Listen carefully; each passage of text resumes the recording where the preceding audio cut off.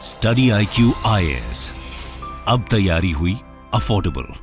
नमस्कार दोस्तों आप लगातार देख रहे होंगे कि भारत अपनी लीडरशिप को पूरे दुनिया के अंदर स्थापित करने के लिए कई सारे कदम ले रहा है और इसी को आगे बढ़ाने में एक बहुत बड़ा कदम लिया गया है। लेट मी टेल यू, यहां पर एक समिट ऑर्गेनाइज करी गई है और ये ऐसा नहीं है कि बड़े बड़े देशों के लिए, जो डेवलप्ड नेशंस हैं उसके लिए नहीं, ये समिट ऑर्गेनाइज की गई है डेवलपिंग कंट्रीज के लिए। ये आप देख सकते हो, voice of global south summit. Voice of global south summit, world is in a state of crisis, says PM Modi. तो यहां पर ये पूरा जो समिट है दोस्तों, वो आज से स्टार्ट हुआ है। 2 दिन का समिट है, भारत के द्वारा लॉन्च किया गया है। लेट्स सी यहां पर क्या क्या है इसके अंदर, कौन से कंट्रीज पार्टिसिपेट कर रहे हैं और ये ग्लोबल साउथ का मतलब क्या होता है, ये सारी चीजें मैं आपको डिटेल से बताऊंगा। काफी कुछ जानने को है, चलिए आगे बढ़ते हैं। लेकिन उसके पहले ध्यान रखिएगा, अगर आप यूपीएससी का इस बार का प्रीलिम्स दे रहे हैं जो कि 28 मई को होने वाला है, तो आपके लिए एक बढ़िया मौका है, क्योंकि प्रीलिम्स क्रैक कराने के लिए एक स्पेसिफिक बैच हमने लॉन्च किया है जो कि परसों से स्टार्ट हो रहा है। 14 जनवरी से हर रोज शाम को 7 बजे क्लासेस होंगी। इसके अंदर मैं आपको बता दूं 200+ आवर्स से ज्यादा की जो लाइव क्लासेस हैं, जिसके अंदर स्टैटिक और करंट अफेयर्स पूरा कवर किया जाएगा ताकि आप प्रीलिम्स को अच्छे से निकाल सकें। इसके अलावा बुक्स आपके घरों तक भेजे जाएंगे। All India open mock test आप यहां पर दे सकते हैं। ये सारी चीजें at a very affordable rate. हमारे वेबसाइट, ऐप या फिर कमेंट सेक्शन में जाइए, उसका लिंक मिल जाएगा और वहां पर कोड इस्तेमाल करिएगा अंकित लाइव, ताकि यहां पर आपको मैक्सिमम डिस्काउंट मिले। अगर आप यूपीएससी 2024 के लिए प्रिपेयर करना चाहते हैं, फुल फ्लेज प्रिपरेशन, तो उसका भी बैच स्टार्ट हो रहा है। एनसीईआरटी लेना चाहते हैं वो भी ले सकते हैं। कुछ भी हो, use the code Ankit live ताकि आपको एक्स्ट्रा डिस्काउंट मिल जाए। इसके अलावा और अगर आप एमसीक्यूज अटेम्प्ट करना चाहते हैं तो मेरे इंस्टा पेज पर जाइए, वहां पर स्टोरीज में जितने भी एमसीक्यूज हैं उसको आप अटेम्प्ट कर पाएंगे। चलिए शुरुआत करते हैं और सबसे पहले देखते हैं एग्जैक्टली अभी हुआ क्या है। देखिए, आज प्राइम मिनिस्टर नरेंद्र मोदी जी ने voice of global south summit का इनॉग्रेशन कर दिया और अपने ओपनिंग रिमार्क्स में यह कहा है कि world is in a state of crisis. पूरे दुनिया के अंदर इस समय संकट का माहौल है और ये कई तरह के हो सकते हैं, चाहे इकोनॉमिक संकट की हम बात करें, पॉलिटिकल संकट की बात करें, कहीं पर युद्ध चल रहा है तो कहीं पर इन्फ्लेशन की दिक्कत है तो कहीं पर भुखमरी है। और इसी को लेकर यहां पर उन्होंने एक और आश्वासन दिया कि your voice is India's voice, मतलब आपकी जो आवाज है वही भारत की आवाज होगी और जो आपकी प्रायोरिटीज हैं वो भी भारत की ही प्रायोरिटीज होंगी। तो इसको समझने के लिए दोस्तों सबसे पहले तो आपको लिए जानना जरूरी है कि ये ग्लोबल साउथ का मतलब क्या होता है। व्हेन वी से ना ग्लोबल साउथ या फिर ग्लोबल नॉर्थ, देखिए ये एक प्रकार का टर्म है जो कि ग्रुप ऑफ कंट्रीज के लिए इस्तेमाल किया जाता है based on their socio economic and political characters. मतलब कि वो देश कितना डेवलप्ड है, क्या वो डेवलपिंग कंट्रीज है, क्या वो मुश्किलों से गुजर रहा है, क्या पहले उसके ऊपर कोई अत्याचार हुए थे, बहुत सारे ऐसी चीजें होती हैं। उसके बेसिस पर यहां पर कौन सा देश ग्लोबल नॉर्थ है और कौन सा ग्लोबल साउथ है, उस तरह से डिवाइड कर दिया है। ज्यादातर अगर आप देखोगे पूरे दुनिया के अंदर, अगर हम नॉर्थ अमेरिका को छोड़ दें और यूरोप को छोड़ दें, तो इसके अलावा ज्यादातर जो कंट्रीज हैं जो सदर्न हेमिस्फीयर में आते हैं, इसीलिए इसको ग्लोबल साउथ का टर्म दिया जाता है, जो सदर्न हेमिस्फीयर में आते हैं, जिसमें भारत भी है, चाइना भी है, पाकिस्तान है, एशिया हो गया, मिडिल ईस्ट हो गया, अफ्रीका हो गया, लैटिन अमेरिकन कंट्रीज हो गए। ये जितने भी कंट्रीज आप देख रहे हो ना, उनको ग्लोबल साउथ के तौर पर कहा जाता है और बाकी के ये जो ऊपर के देश हैं उनको ग्लोबल नॉर्थ कहा जाता है। देखो, बेसिकली एक प्रकार का कैरेक्टरिस्टिक दिखाता है, क्योंकि आप देखोगे पहले कुछ दशकों पहले तो यहां पर जो नदर्न कंट्रीज थे, स्पेशली यूरोपियन कंट्रीज, उन्होंने अत्याचार किया है कई सारे देशों के ऊपर। चाहे भारत में यहां पर ब्रिटिशर्स आए थे, अफ्रीका में यहां पर फ्रांस की कॉलोनी थी, ब्रिटेन की कॉलोनी थी, इस तरह का माहौल है और आज भी ये देश उतना विकसित नहीं हो पाए हैं। और कहीं ना कहीं आप देखिए, जो नदर्न कंट्रीज हैं जिनके पास उतने रिसोर्सेज भी नहीं है, उसके बावजूद भी वो डेवलप हैं और ज्यादातर ग्लोबल साउथ के कंट्रीज डेवलपिंग कंट्रीज हैं। तो इसी के लिए इसको ग्लोबल साउथ कहा जाता है। अब ये समिट है क्या? देखो, इस समिट का नाम क्या है? Voice of global south. और ये 2 दिन का पूरा समिट है दोस्तों। एक प्रकार से ये प्लेटफॉर्म दे रहा है, भारत ने एक प्लेटफॉर्म बनाया है ताकि ये जो डेवलपिंग कंट्रीज हैं जिन्होंने मुश्किलों का सामना किया है कई वर्षों तक, तो उनको ये प्लेटफॉर्म दिया गया है कि वो अपने वॉइस को रेस कर सकें, वो अपनी प्रायोरिटीज को, अपने चैलेंजेस को यहां पर सामने ला सकें कि उनको डेवलपमेंट करने में क्या मुश्किलें आ रही हैं। और ये पूरे 2 दिन का समिट आपके एग्जाम पर्सपेक्टिव से ध्यान रखिएगा, इसका थीम क्या है? इसका थीम है unity of voice, unity of purpose. ये इसका थीम है, जिसके तहत डेवलपिंग कंट्रीज जितने भी हैं विश्व के अंदर, उनको एक साथ लाया जा रहा है ताकि एक फोकस्ड डिस्कशन हो सके, क्योंकि ज्यादातर क्या होता है ना, जो फोरम्स होते हैं ग्लोबली, जितने बड़े बड़े फोरम्स होते हैं उसमें डेवलपिंग कंट्रीज आपस में ही डिवाइड हो जाते हैं, जिसकी वजह से इसका फायदा डेवलप्ड कंट्रीज को मिल जाता है। तो हमें ऐसा नहीं करना है, एक साथ वॉइस उठाना है। और इसके लिए भारत के अंदर ये 2 दिन का जो समिट है 12 जनवरी और 13 जनवरी कल तक होगा, इसके अंदर टोटल 10 सेशंस किए जाएंगे, जैसे फॉरेन पॉलिसी के ऊपर, फाइनेंस के ऊपर, एनर्जी के ऊपर, ट्रेड, हेल्थ, एजुकेशन, एनवायरनमेंट,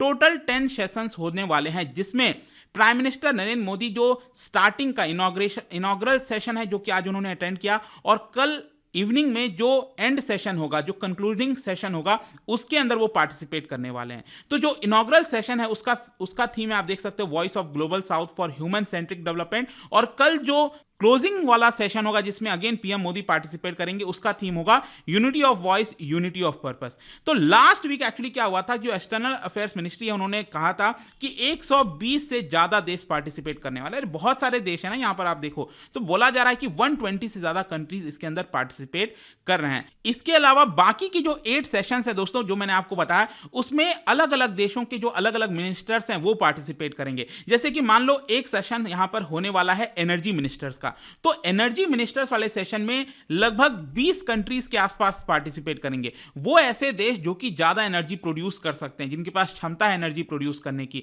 या फिर जिनको एनर्जी की बहुत आवश्यकता है। भारत का आप देखोगे तो भारत को एनर्जी की बहुत आवश्यकता है, हम अभी भी बहुत सारा जो ऑयल है वो मंगाते हैं, लेकिन हमारे पास क्षमता भी है, जो रिन्यूएबल एनर्जी है, सोलर एनर्जी है, हम बड़े पैमाने पर उसका इस्तेमाल कर सकते हैं। तो इसी तरह से अलग अलग जो सेक्टर्स हैं उसके ऊपर चर्चा होगी, और यहां पर कहीं ना कहीं एक जो ठोस कंक्लूजन होता है, एक जो प्रायोरिटीज होती हैं, उसको निकालने की कोशिश की जाएगी इसमें से। अब भारत इसमें क्या कर सकता है, दो को भारत अपने जो एक्सपीरियंसेस हैं उसको शेयर करेगा डेवलपमेंट से रिलेटेड। हमने यहां पर कैसे चीजों को पार किया, डेवलपमेंट के नीड्स को समझा, जैसे कि आजकल डिजिटल गुड्स के बारे में बहुत ज्यादा बात हो रही है, तो भारत ने कैसे जैम ट्रिनिटी बनाया, बैंक अकाउंट्स को खोला लोगों का, इतनी बड़ी जनसंख्या होने के बावजूद भी आज के डेट में यूपीआई का इस्तेमाल लगभग सभी लोग देश के अंदर कर रहे हैं, हेल्थ वाला सिस्टम हो गया। तो ये सारी चीजें हम शेयर करेंगे, और साथ ही साथ ये समिट हमारे लिए अपॉर्चुनिटी है कि बाकी के जो देशों के चैलेंजेस हैं वो क्या फेस कर रहे हैं उसको हम सुन सकें। अब आपके मन में यहां पर क्वेश्चन आ रहा होगा कि भारत आखिरकार ये कर क्यों रहा है, फिर मतलब कि भारत को ये करने की आवश्यकता क्या है। देखो, इसका सबसे मेन कारण है G20। क्या है ना कि G20 की प्रेसिडेंसी भारत के पास है, इसमें आपको पता ही होगा। लास्ट ईयर इंडोनेशिया के पास था, इंडोनेशिया ने हमें हैंडओवर कर दिया, और जो G20 की समिट है वो भारत में होने वाली है, ये होगा नवंबर के महीने में, ठीक है, इसी साल।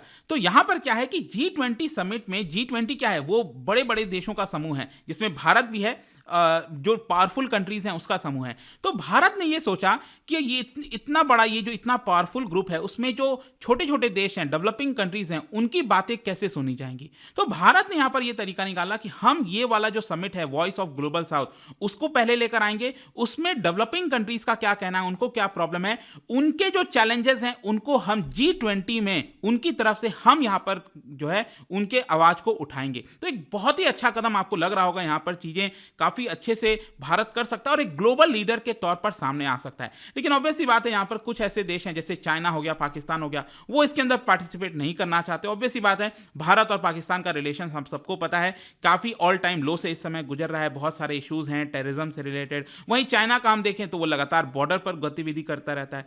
तो वो दोनों जो देश हैं वो इसके अंदर पार्टिसिपेट नहीं कर रहे हैं। लेकिन ओवरऑल इसका सिग्निफिकेंस क्या है, देखो, सबमिट जो है it is part of India's effort to strengthen हमारा जो क्रेडेंशियल है ना ग्लोबल साउथ के अंदर, उसको रिप्रेजेंट करना। प्राइम मिनिस्टर नरेंद्र मोदी जी ने पहले ही कहा था कि G20 का जो भारत में प्रेसिडेंटशिप आया है, ये हमारे लिए बहुत अच्छा मौका है, हम किस तरीके से यहां पर इसका दुनिया की भलाई में काम कर सकते हैं। और दुनिया की भलाई तभी होगी जब डेवलपिंग कंट्रीज जो है डेवलपमेंट की तरफ आगे बढ़ेंगे। एस जयशंकर साहब ने भी कहा था कि इस समय जिस तरीके से यूक्रेन क्राइसिस का फॉल आउट आया है, उसकी वजह से सबसे ज्यादा नुकसान किसको हुआ है। देखो, मेनली क्या प्रॉब्लम है कि जो भी रशिया यूक्रेन वॉर क्राइसिस हुआ, उसकी वजह से प्राइस इंक्रीज हुआ, इन्फ्लेशन हुआ।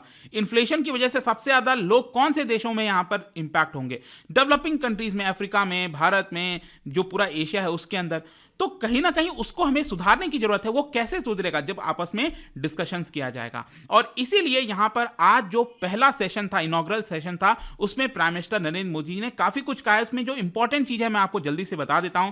प्राइम मिनिस्टर नरेंद्र मोदी जी ने यहां पर सबसे पहले कहा कि इस समय बहुत सारे कंसर्न्स हैं, जैसे कि प्राइस इंक्रीज, फूड हो गया, फ्यूल हो गया, फर्टिलाइजर हो गया, क्लाइमेट चेंज हो गया, ये सारी चीजें सबसे बड़ा चैलेंज है दुनिया के लिए। और कहीं ना कहीं पिछला जो वर्ष था वो बहुत कठिन वर्ष था, उसको हमने खत्म कर दिया है। पिछला जो वर्ष आपने देखा 2022 में बहुत सारे कॉन्फ्लिक्ट देखने को मिले, टेररिज्म से रिलेटेड मामला देखने को मिला, ग्लोबल टेंशंस देखने को मिला, तो ये सारी चीजों को हमने खत्म किया है। लेकिन इसके साथ साथ ये जितने भी चैलेंजेस हैं उसके बावजूद भी मैं यहां पर बहुत ज्यादा ऑप्टिमिस्टिक हूं कि हम बेहतरी की तरफ आगे बढ़ सकते हैं। उन्होंने अपने स्पीच में यहां पर यह भी कहा कि we supported each other in the fight against foreign rule, मतलब कि डेवलपिंग कंट्रीज, मैंने आपको स्टार्टिंग में बताया था ना कि फॉरेन रूल यहां पर राज करते थे, ब्रिटेन, फ्रांस, पोर्टुगल, ये सब का शासन था इन डेवलपिंग कंट्रीज के ऊपर। तो कहीं ना कहीं अब वापस से हमें उसको नहीं होने देना, हमें अपने लोगों के भलाई के लिए काम करना है। और इसके लिए पीएम मोदी ने हमेशा की तरह, आपको पता ही होगा, अलग अलग प्रकार के जो एक्रोनिम है वो लेकर आते हैं।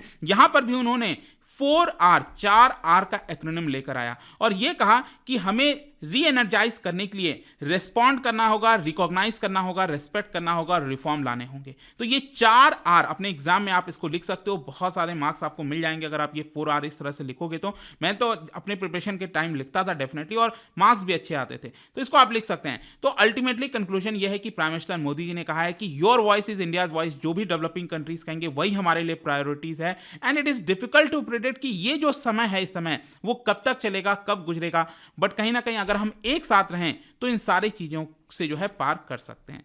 तो यही पूरा वीडियो था दोस्तों। आई होप कि ये जो ग्लोबल साउथ समिट हो रहा है उससे रिलेटेड जितनी भी चीजें थी मैंने आपको बता दिया है। और जाने से पहले एक इंटरेस्टिंग क्वेश्चन, क्योंकि हम समिट की बात कर रहे हैं, अभी जस्ट दिसंबर के महीने में 2022 में भारत के अंदर इंडिया वाटर इंपैक्ट समिट हुआ था। क्या बता सकते हो कौन से शहर में ये हुआ था? इसका राइट आंसर आप सबको पता है, मेरे इंस्टाग्राम पर तो मिलेगा ही, वहां पर अगर आप नहीं हो कोई बात नहीं, टेलीग्राम से भी ले सकते हैं इसका सही उत्तर। मैं कई सारे जो एमसीक्यूज हैं वो यहाँ पर स्टोरीज में डालता रहता हूँ। बाकी अगर आपको पीडीएफ चाहिए तो टेलीग्राम पर आइए, अलग अलग सोशल मीडिया पर आप जुड़ पाओगे। और जैसा मैंने बताया, यूपीएससी प्रीलिम्स की अगर आप तैयारी कर रहे हो 2023 का या फिर 2024 के लिए प्रिपरेशन करना चाहते हैं, सबके लिंक हमारे कमेंट सेक्शन में। Use the code Ankit live ताकि आपको यहाँ पर एक्स्ट्रा डिस्काउंट मिल सके। आई होप की वीडियो आपको पसंद आया होगा। मिलता हूं आपसे next time. Till then, thank you very much, see you soon. Study IQ IAS, अब तैयारी हुई अफोर्डेबल।